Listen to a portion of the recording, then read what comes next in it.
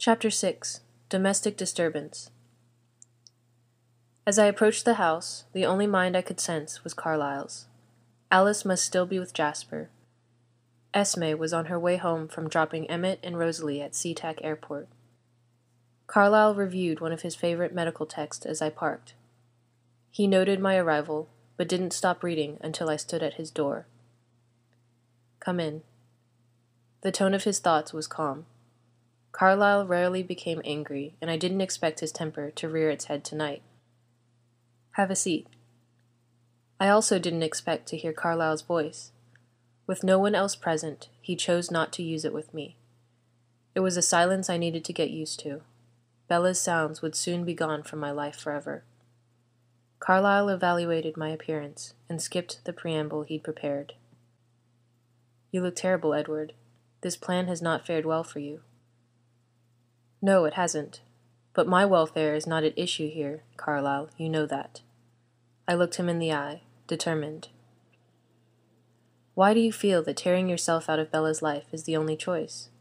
Treating one injury by causing another is never the answer." He imagined how Bella would feel when she realized that I was leaving her, vividly picturing her tears. My teeth came together with a snap. "Please, spare me the visuals." I took a slow breath. Getting angry served no purpose. "The closer I get to Bella, the more injury I cause her. You have been witness to the most graphic examples. This last time, it wasn't even an external threat. It was my own brother that nearly killed her. Due in large part to my extreme thirst. And in my weak attempt to protect her, I maimed her. Surely you can picture that in your mind." Carlyle looked away, unable to stop the memory of me throwing Bella into the table, of Bella lying in a cacophony of broken glass, frosting, and her own sweet blood from appearing. My jaw tightened as he winced at the recollection. "And you won't even consider alternatives?" Alice's voice rang through his mental ears. "She will become one of us, and soon. This vision won't leave me, Carlyle. It's one of the strongest I've ever had." "If you stayed just another year, you could be together forever. I would even consent to helping you, Edward." I looked down, overwhelmed by Carlyle's proposition. Never had the thought of turning Bella entered his mind in my presence. He'd been adamant that Emmett would be the last. Only once had I seriously entertained the fantasy of asking, but it was not something I'd ever really considered doing. The fact that he would even offer to change Bella stunned me, especially in light of her physical health. "You would damn her soul to hell. For me?" My word choice was intentional, and Carlyle knew it. "You know my views on that subject, and honestly, it would not be easy for me to do." Carlyle sighed. This offer was not made in haste, and it became clear he'd spent many nights thinking about it when I'd been with Bella. "But it is obvious that she is meant to be with you, son, and it seems that she is meant to become an immortal. She doesn't understand what she would be giving up, which is why she needs the time with you. Perhaps you could convince her otherwise, but you have to be with her to do that." I remembered when Bella bluntly asked Carlyle to change her, little more than 24 hours ago. "Why didn't you volunteer this service to her yesterday?" As I told her, this is between the two of you. But should you and she decide that immortality is her destiny, I'll assist you if necessary. You know that I will do whatever you require of me." My mind swam with the love Carlyle felt for me, and the memories of Alice's visions of a pale, crimson-eyed Bella. The temptation was so great, and I covered my face with my hands. "No, it is wrong for me to dwell on this. She doesn't deserve to suffer in the sleepless, dreamless hell I was consigned to. I can't doom her to my empty existence, Carlyle. She deserves to live, not suffer this unending thirst, fighting the monster within, every second of every endless night. She deserves the heaven I cannot give her. If I could cry, my eyes would be tearing. The thought of her soul being barred from paradise pierced my heart like a stake. You are more than that monster, Edward. Your ability to love makes you so much more. If you weren't, she would have died long ago. Carlyle's eyes softened. The fact that she is alive and in love with you proves that you are not a monster, Edward. You have risen above the thirst.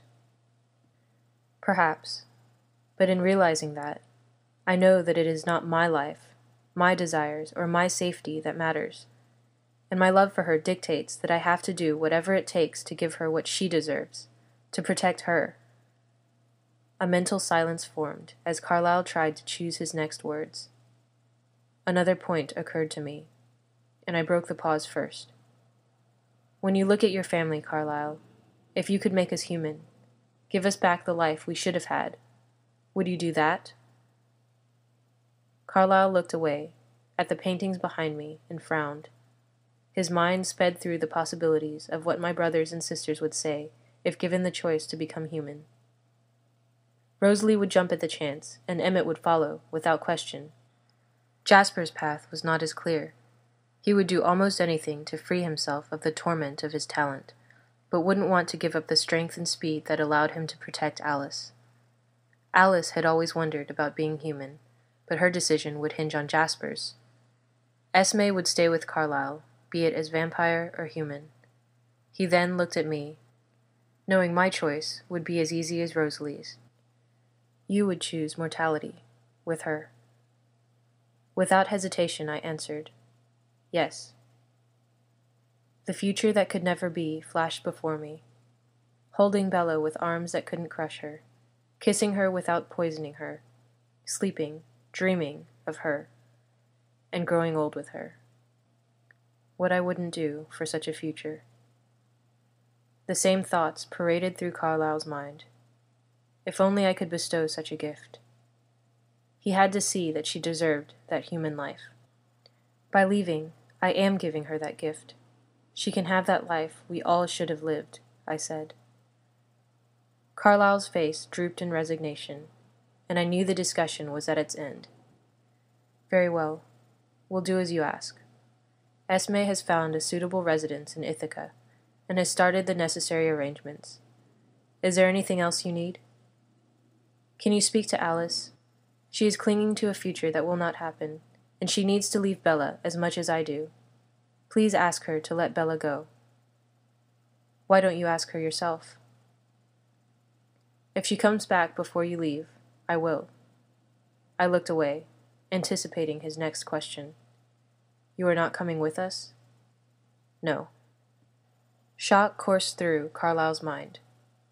You can't isolate yourself, Edward. It will only be harder for you. Come with us, so that we can help you heal, too. I'll catch up with you, I said half-heartedly.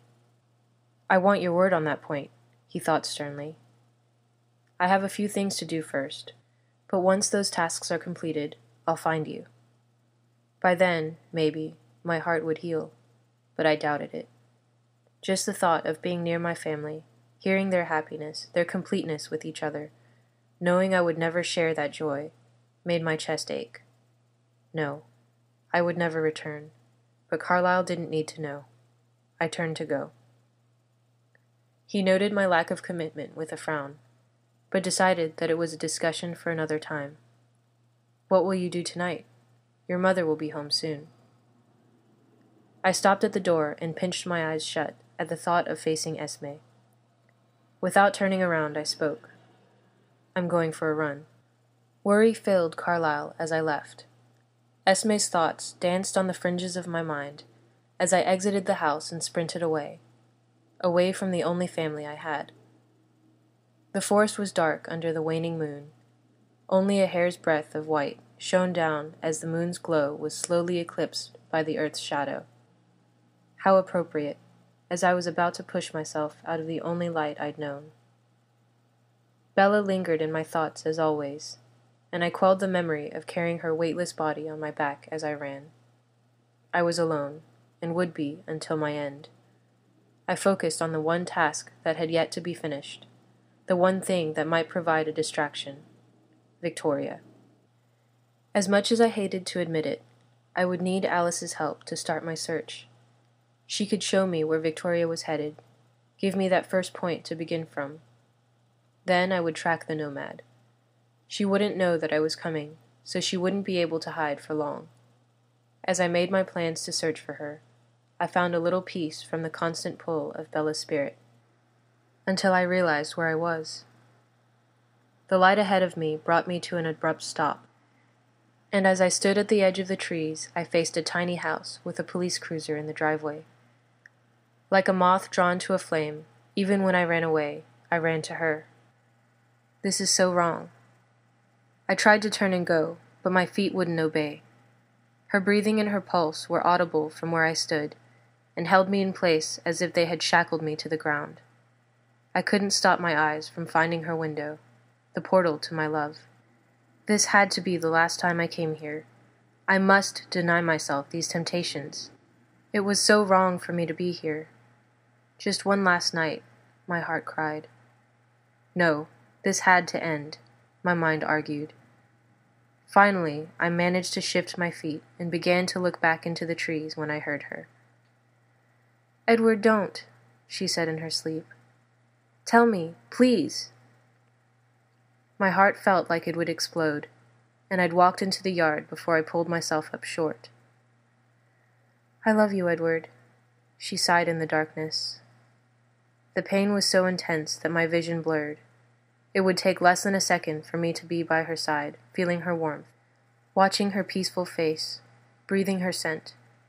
She was restless, tossing and turning, continuing to mumble my name. I had to go. Try as I might, I could not make myself run away. It was as if I was tearing my own arm off to leave, and I couldn't do it.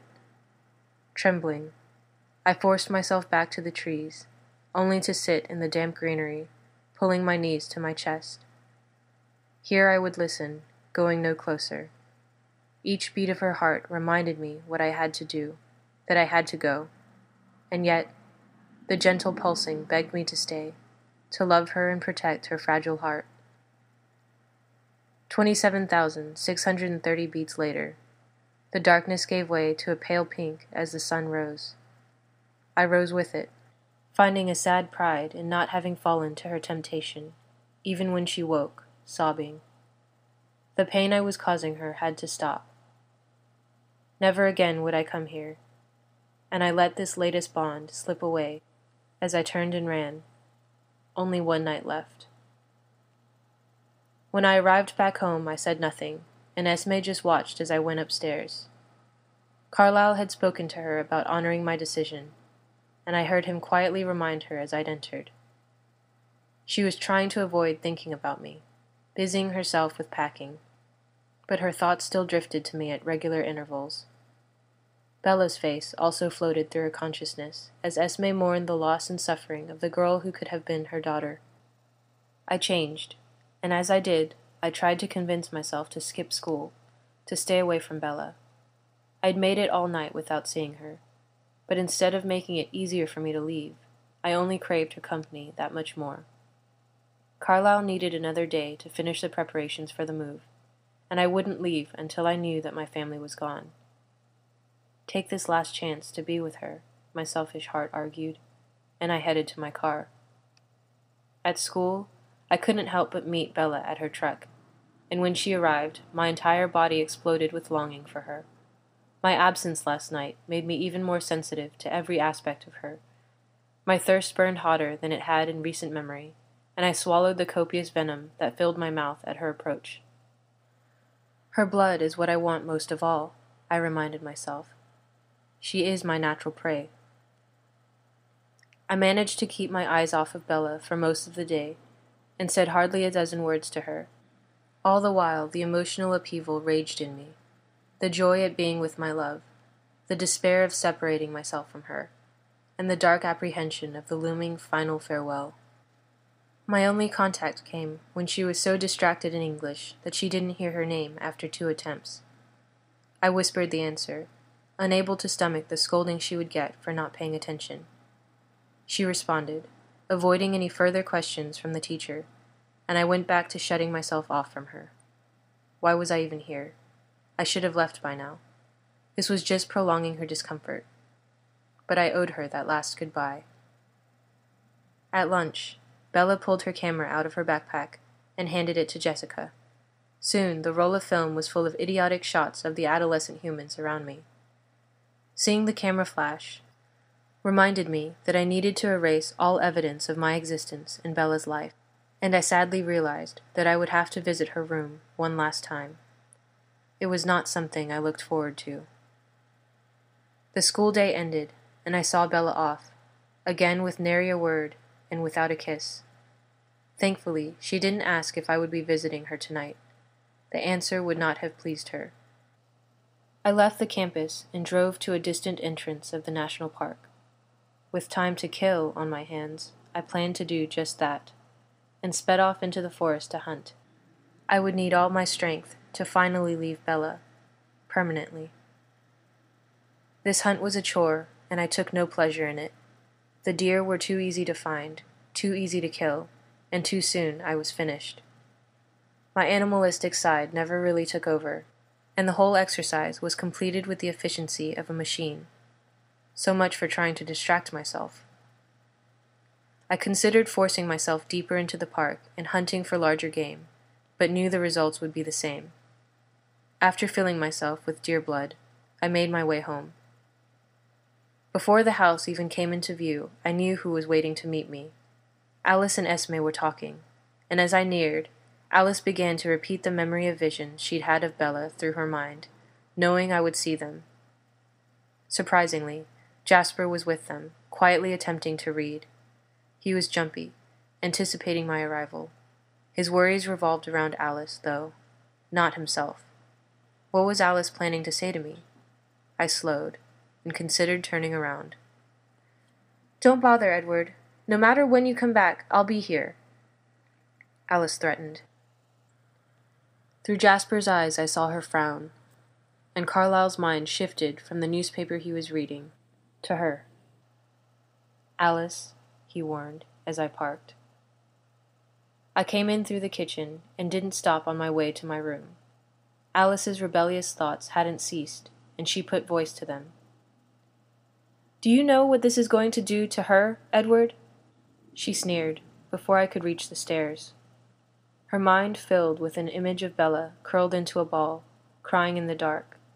It was impossible to tell where she was, surrounded by blackness. "Stop it, Alice. You think I don't know that she's going to suffer again because of me?" I said sharply, and started up the steps. The image was brutal, seeing Bella so alone, so sad because of me. At least this would be the last time Bella cried on my account. "What about your future, Edward?" Alice said, raising her voice. Her mind filled with an image of me in a ball this time, but I was already familiar with that feeling. "You aren't going to be in any better shape." The pain in my chest exploded, and I squeezed the banister so hard that I left a handprint in the solid oak. Slowly, I turned around to face my sister. "You can stop watching me as well. If you must look ahead, then show me where I'm going," I snarled. A red-headed vampire flashed through my mind briefly, and I ground my teeth together. "You know it doesn't work that way. I can't just shut you out. You think I haven't tried before?" Her tone became accusatory. "You think that you are an island, that your life doesn't matter to anyone, even to us. Quit being such a martyr, Edward." As Alice vented, Jasper tensed, and Esme and Carlyle prepared to intervene, but she didn't stop. "I don't think you even know how to be happy. You find the perfect mate and then throw her love away like it's a piece of garbage." At her words, I stepped toward her, my fists clenched. Carlyle stepped in front of me as Jasper sprang in front of his mate. "Alice, that's enough." "Calm down, Edward," he thought. "Don't threaten her, Edward," Jasper thought vehemently. "I thought you were her friend," I bellowed back. "I treated her like garbage?" I glared at Jasper, and Carlyle put his hands on my shoulders. "You're the one who'd throw her humanity away like it's a worthless piece of refuse." "Just a quick nip, Edward, that's all it'd take," you said, like she was a flask of brandy, and you have the gall to call her sister? "Stop it! Stop it! Stop it!" Esme screamed at the top of her lungs. The sound, shrill and fearful, froze us all in our tracks. "I can't take this anymore." She rushed past me, up the stairs, and slammed the door of her room. I covered my eyes with my hand as I listened to her thoughts. Our family is falling apart around us. Why? What have I done wrong? All of my children are hurting, and there's nothing I can do. They don't deserve this. The thoughts shrieked through Esme's head, as loud as if she were still shouting right next to me. They easily overwhelmed the concerns of everyone else. She cried tearlessly, and her outburst only added to the agony I already felt. It was all my fault, and I just continued to inflict pain. Now my mother was grieving too. I had to get away from everyone. I'm sorry. Carlisle, you better go to her. Please tell her I'm so sorry for hurting her, too, I said softly, and turned back to the stairs. Edward, please. This isn't the way, Alice pleaded. And Carlisle paused, waiting to see if he needed to intercede again. Regardless of what you think, Alice, this is my call. I need your promise that you will stay away from Bella. But... Carlisle turned to her and Jasper, raising his voice for the first time in years. No more arguing. Alice swallowed, recognizing our father's frustration, and his tone quieted. You may not agree, Alice, but the decision has been made. Do you intend to honor it, or defy Edward's wishes? He peered down at her, hoping she would give up her crusade, even though he thought she was right. Jasper took her in his arms, whispering so softly in her ear that neither of us could hear him. She nodded. We promise to honor Edward's request to stay away from Bella, Jasper said solemnly. Alice? I knew she was trying to find a loophole, something that would allow her to contact Bella, but she finally gave up. I promise. But I'll be right behind you when you come back. She reviewed a different vision she'd had, one of Bella wrapping her arms around me, both of us dressed in the gold of Forks High School's graduation gowns. The conjecture had to stop. And don't be looking for her future either. We've done enough damage. There's only one thing I'm interested in, I said, ignoring her thoughts. She already knew what I was planning to do, and could provide me the starting point for my search, if she chose to. She turned on her heel and picked up a suitcase that had been sitting by the floor. In her mind, I saw Victoria stalking a tent in the wilderness. As the redhead tore the shelter open and attacked the occupant, I saw a map next to the victim, the title clearly visible. Thank you, I said, before I flew up the stairs to my room. I closed the door behind me, but still heard the conversation downstairs. Carlisle, do you want me to go to Esme? Jasper said. He was ready to calm her, if necessary. No, just meet us at the house, Carlisle replied, putting his hand on my brother's shoulder. Maybe having everyone else around her will help, he thought. Jasper nodded somberly, his plan to sulk back into solitude put on hold. Alice gave one more thought to our mother, as she considered saying goodbye, but took Jasper's hand. The only future she could see showed Esme crying in Carlisle's arms. We'll be there, she said. On the way to the garage, she got in one more parting shot. All of this will be for nothing. I tried to block out the sounds and thoughts as Carlisle consoled Esme, but couldn't, and suffered with them. Eventually he convinced her to go for a walk, and they too exited the house. I was alone. So much strife I'd caused. Hopefully there would be peace for everyone once I'd gone. It was only a few hours until school, and then it would be time to say goodbye to Bella forever. My legs began to shake, threatening to collapse as the prospect of eternity without her crushed me. I took a deep, unnecessary breath and tried to pull myself together. She has to be safe, I reminded myself. My feet finally began to take commands again, and I moved to my computer. After a quick search, I found the area I'd seen in Alice's vision, as well as what may have been one of Victoria's previous victims. It wouldn't take me long to get there. She wouldn't be taking human life for much longer. After scanning a few articles about killings in the same area, I selected my destination. The computer screen blinked off, and I moved to my closet. I reached deep into the back corner, finding my large, black leather satchel. It had been a long time since I'd used a bag like this. It was reserved for long trips away from home. A very similar bag was on my shoulder the day I left Carlisle and Esme nearly 80 years ago, to embrace the monster within me. Esme had cried that day, too. The lump in my throat reappeared, but I hoped that it would be easier for her this time.